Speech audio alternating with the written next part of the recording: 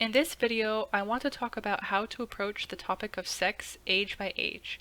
Each of these categories is meant to build upon the last, and if you've started later, you may run into some pushback, but at the end of the day, your children do want to learn from you. Parents are the very best source to learn the answers to these difficult questions. There are some general rules I want to go over before I break down age by age. First is to be concise and don't use innuendo, especially when it comes to teaching them what sex actually is, which is best done a little bit before they hit puberty, because kids still have a very wild imagination, and if you're not explaining things in concrete terms, they may be envisioning something wildly different from what's actually happening. You do have to gauge the maturity level of the child to figure out exactly what age you should tell them. Stay calm. This helps them to trust you and feel more comfortable in the future when they have tough questions.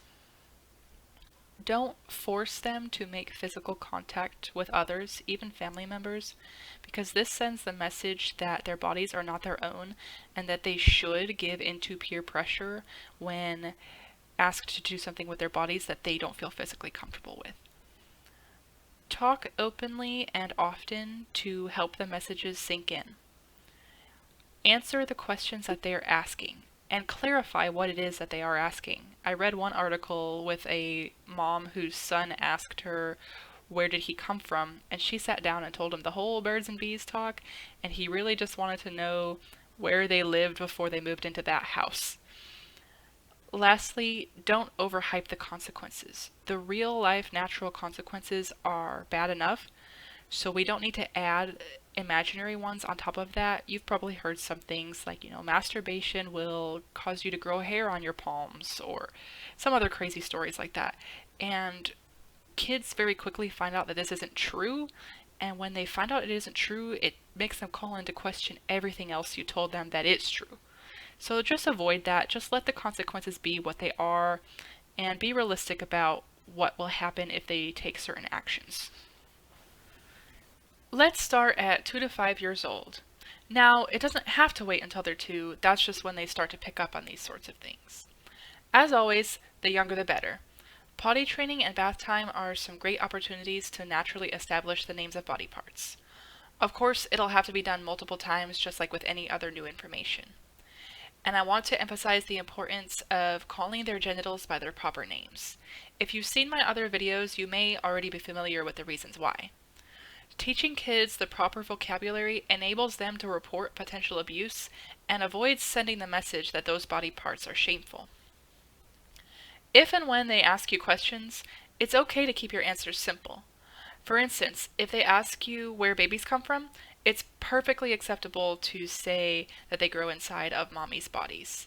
It is a bit confusing if you tell them they grow inside of the mom's tummy, because tummy usually implies stomach, so it's good to start using either the word womb or uterus early on. And they may or may not ask you for elaboration on those topics. It's also helpful to search for kids' books that help you talk about the topic with them. You'll have to choose what's right for your family. There are a lot of books out there. Just be sure to read through before buying. They will usually come to you with their questions on their own at this age, and you can start teaching them that there is an appropriate time and place to talk about and or show their bodies. At this point, it doesn't require many details. Just answer what they ask, and that should be enough. At 6 to 8 years, you can start initiating discussions naturally if they haven't already. Use their favorite TV shows and books, conversations they've had with their friends, and other people in the community. For example, if someone close to you is having or recently had a baby, you can ask them, "Did you notice so-and-so's new baby?" and talk a bit about it. This may encourage them to start asking, or if not, you can also ask them, "Where do you think babies come from?" or "Do you know where babies come from?" You may hear some crazy ideas. My suggestion would be to praise their creativity and gently correct them. It's also helpful to follow up with them later to make sure that they understand what's going on. Going into 9 to 12 years, it's good to start elaborating on the details of some of the questions you've already answered and definitely start talking about puberty. Statistics show that the average age of first viewing of pornography is 11 and sometimes even 10 years old. Hopefully, they will ask you questions, but even if you've waited a bit too long to start talking about it, they may resist the idea of discussing it with you. Just be humble and maybe even apologize for not bringing it up sooner, but don't beat yourself up and just continue to try to talk to them. Tell them the different ways that their bodies will change, the feelings that may arise, and how to handle certain situations.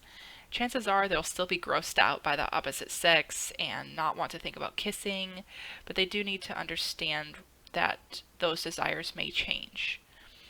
It doesn't need to be one long, awkward talk. In fact, it's better if it's not, but it is important to try to cover everything over time.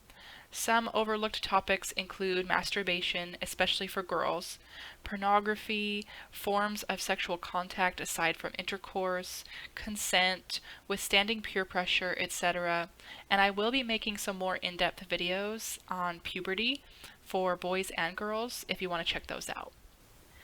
Now, the fun part, ages 13 to 18. If you have teenagers, you likely already know this, but this is a really tough age for everybody involved. Continue having discussions together. Start talking about privacy because at this age they're going to start pushing back against you just for the sake of establishing their own identities. Talk about integrity so that they can make the right choices while you're not around. Reinforce to them that they can come to you with any problem and that you will accept them and help them. Some overlooked topics include sexting, which is, sexual texting, and nude images, because even if they're not sending any, they might be receiving them. Red flags in relationships, teach them about healthy intimacy. If you've never talked about any of the previous topics, it may be difficult to get them to listen, but I'll include an article down in the description that is geared towards tweens, but I feel like it can be helpful for teens also. It talks about giving them something to rebel against, sort of engaging that desire that teens and tweens kind of have to rebel against the man, and it talks about why in media are teenagers portrayed and tweens portrayed as having sex so much, and it can ignite that desire to fight back against the ideas that are being pushed onto them. No teenager likes to be told what to do, so if you can frame it in such a way that you're having them, push back against society and the idea that they have to have sex or do certain things to fit in, then that might be a way to get them to rebel against something that isn't you. For girls, it's good to start explaining to them gynecological visits, which they will need to start having either when they become sexually active or when they turn 18, whichever comes first. Some overlooked topics are, how to check for cancer in boys and girls. And also, one thing that gets overlooked a lot is teaching boys about periods. Because many boys are very uncomfortable with the topic and don't even understand how periods work. And it can maybe foster some more unity between men and women if the boys, when they're younger, understand more about the female body. All that being said, thank you so much for being willing to learn and to teach the rising generation. They are relying on us, and I know that together we can create a more open and honest world. If you'd like further info on any of these age groups or want me to make videos on other topics, please let me know what you'd be interested in seeing. And again, thank you. Bye.